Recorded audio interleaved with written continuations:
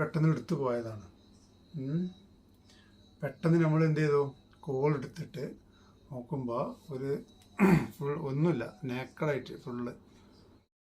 അപ്പോൾ ഇന്ന് വന്നിട്ടുള്ളത് എന്താ അറിയോ, എനിക്ക് ഇന്നലെ രാത്രി മെസ്സഞ്ചറിൽ ഒരു ഹായ് ഡിയർ എന്നൊക്കെ പറഞ്ഞിട്ട് ഒരു ചാറ്റ് വന്ന്.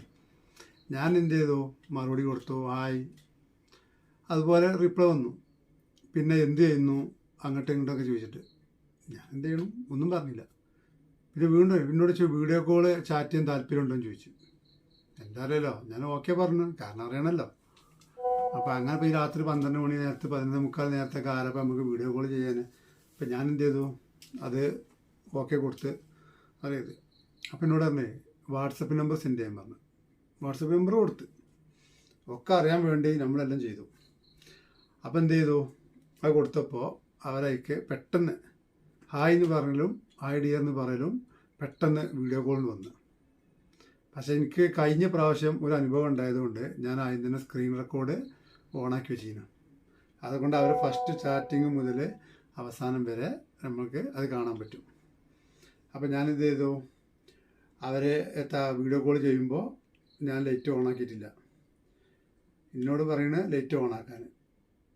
അപ്പം ഞാൻ ഓക്കെ പറയും. അപ്പോൾ അവർ ഓണാക്കാതെ കഴിയുമ്പോൾ അവർ കട്ട് ചെയ്ത് പോകും. പിന്നെ കുറച്ച് കഴിഞ്ഞാൽ വീണ്ടും ലൈറ്റ് ഓൺ കറോ എന്നൊക്കെ പറഞ്ഞിട്ട് വീണ്ടും അപ്പോൾ തന്നെ വീണ്ടും കോൾ വരും. അപ്പോൾ നമ്മൾ വീണ്ടും എടുക്കണു. അപ്പോഴും ഇതിൻ്റെ സ്ഥിതി. അങ്ങനെ ഒരു 4-5 പ്രാവശ്യം എനിക്ക് ഇങ്ങനെ അടിച്ച്. അപ്പോൾ അവർ ഫേസും കാര്യങ്ങളും കാണിക്കുന്നുണ്ട്. രണ്ടാമത് ഞാൻ ഓൺ ചെയ്തു, കാരണം ബാക്ക് ക്യാമറ ഓൺ ചെയ്തിട്ട്. അപ്പോൾ അവർക്ക് സംഗതി മനസ്സിലായി, പിന്നെ ആൾ അത്ര ശരിയല്ല എന്നാണ് തോന്നിയിരിക്കുന്നത്. അത് പിന്നെ അവർ ചാറ്റും കാര്യങ്ങളൊക്കെ നിർത്തി. പിന്നെ എന്ത് ചെയ്തു, അവർ പോയി. ഇതുപോലത്തെ ഒരു അനുഭവം ഇതിന് മുമ്പ് ഉണ്ടായതുകൊണ്ടാണ് ഞാൻ അങ്ങനെ ചെയ്തത്. അതുകൊണ്ടാണ് അവർ പെട്ടെന്ന് പോയത്. കാരണം അന്ന് ഞാൻ വീഡിയോ ചെയ്തപ്പോൾ ഒരുപാട് പ്രായം ചെന്ന ആൾക്കാർ പറഞ്ഞു ഇതേ അനുഭവങ്ങൾ ഞങ്ങളെ ഫോണിലൊക്കെ വരലുണ്ടായിരുന്നു. പെട്ടെന്ന് വാട്സപ്പിൽ നമ്മൾ യാദൃശ്ചികമായിട്ട് കൊടുത്തു പോകും.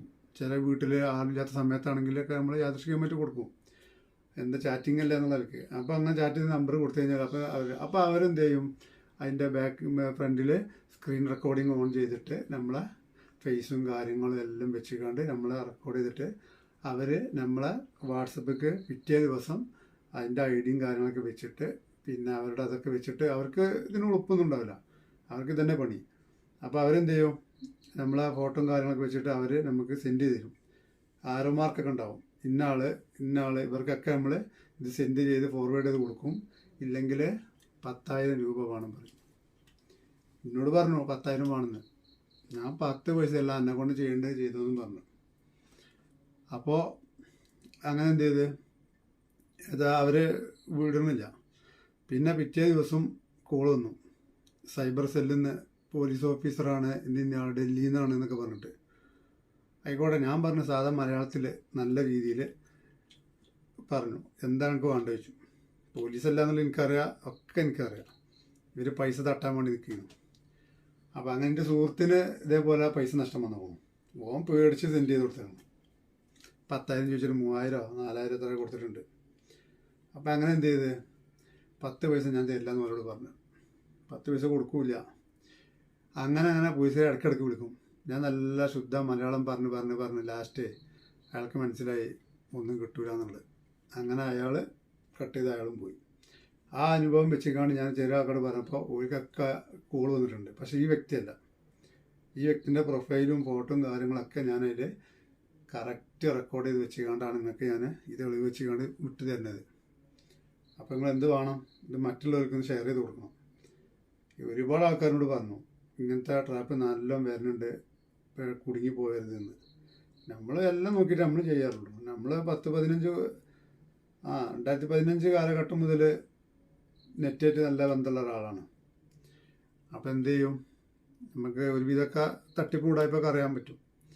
പിന്നെ ഇത് പ്രായം ചെന്ന ആൾക്കാരാണ് ഇതിലധികം കുടുങ്ങാൻ പോകുന്നത്.